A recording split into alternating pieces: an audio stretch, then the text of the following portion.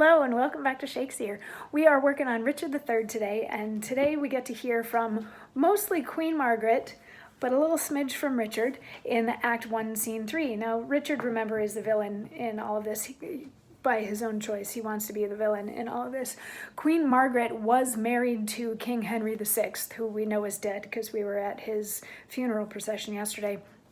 But she has come back. She was banished.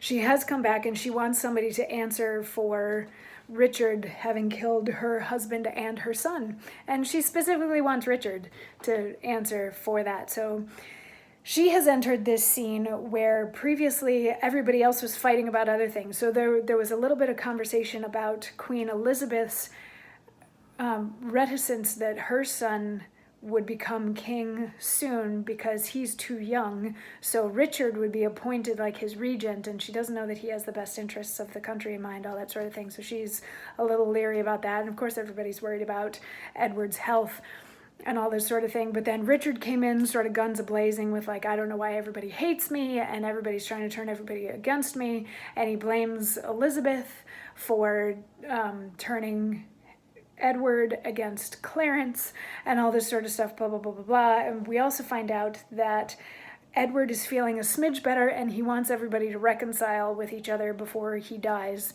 But at the moment, they're all just like sniping at each other and biting each other's heads off. So Queen Margaret, old Queen Margaret, who I guess is like the Queen Mother at this point, is overhearing a lot of this and making snide comments to the side until she really can't take it anymore, and she inserts herself into the scene. I think she calls them all like filthy pirates or something. I know there's pirates involved in what she says to them when she walks into the scene. But she's like, you all don't know what you're talking about when it comes to suffering, and nobody has suffered the way that I've suffered, losing my husband and losing my son. And they're like, yeah, but you had Rutland killed, who was just a kid, and that was really not cool. Like, I've never seen such a cruel thing as that, to like have a kid murdered. And she says, what, were you snarling all before I came, ready to catch each other by the throat and turn you all your hatred now on me? Did York's dread curse prevail so much with heaven that Henry's death, my lovely Edward's death, their kingdom's loss, my woeful banishment, should all but answer for that peevish brat?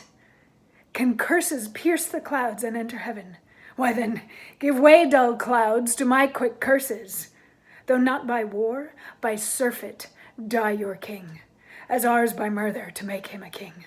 Edward, thy son, that now is Prince of Wales, for Edward, our son, that was Prince of Wales, die in his youth by like untimely violence.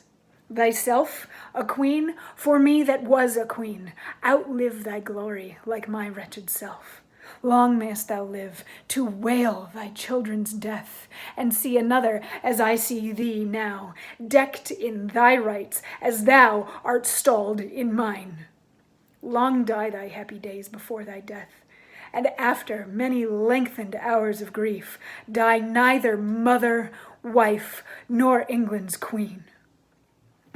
Rivers and Dorset, you were standers by, and so was thou, Lord Hastings, when my son was stabbed with bloody daggers. God, I pray him that none of you may live his natural age, but by some unlooked accident cut off.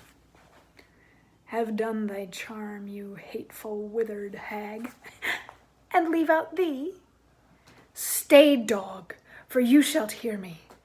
If heaven have any grievous plague in store, exceeding those that I can wish upon thee, oh, let them keep it, till thy sins be ripe, and then hurl down their indignation on thee, the troubler of the poor world's peace. The worm of conscience still begnaw thy soul. Thy friends suspect for traitors while thou livest, and take deep traitors for thy dearest friends. No sleep close up that deadly eye of thine, unless it be while some tormenting dream affrights thee with a hell of ugly devils.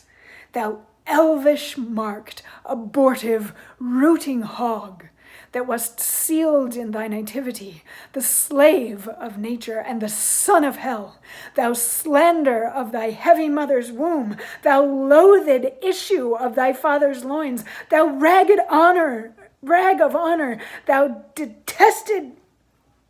And then she gets cut off. Sorry, I got a little mixed up in the words there, but it's the second half of that. Basically, she's just cursing Richard.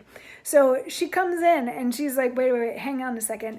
Right before I called you all pirates, you were sniping at each other, and now you're all going to turn against me?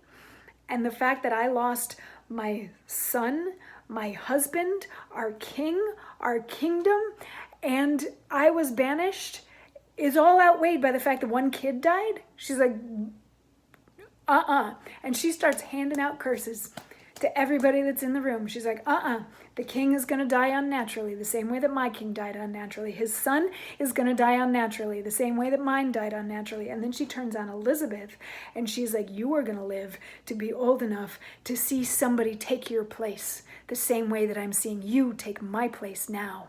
And you're going to watch all your children die, so that by the time you die, you are not a wife or a mother or a queen. You will be nothing. And then she calls out Rivers and Dorset for just standing by and watching her son get killed, and Lord Hastings for standing by while watching her son get killed. So she's like, I don't want any of you to live into a happy old age. I want all of you to die young and miserably. And then Edward's like, yeah, shut up, you. And she's like, oh, really? You want to go? Okay. And she unleashes just some of the most beautiful curses. That thou elvish marked abortive rooting hog. That's, yeah. And she asks the heavens if they have worse curses to hold on to them until she's done, until he's really like at his prime, and then unleash their curses on him so that they have more poignancy. And she gets so riled up in her cursing of Richard that they cut her off and they snap, and then there's a lot more back and forth and more of her cursing Richard and Richard cursing her, and her saying, you owe me a son and you owe me a husband. And everybody else is sort of ganging up against her as well. And they're like, but weren't you banished? Like, how are you even back here? And she's like, yeah, the pain of death would be nothing compared to the pain of banishment in my circumstances, and all this kind of stuff. And she just keeps going on and on and on for quite a while.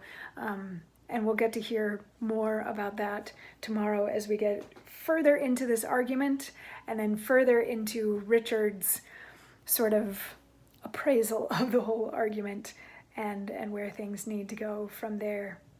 Yeah, good stuff. If you need good curses, this scene is full of them. And I will see you tomorrow for more. Mwah.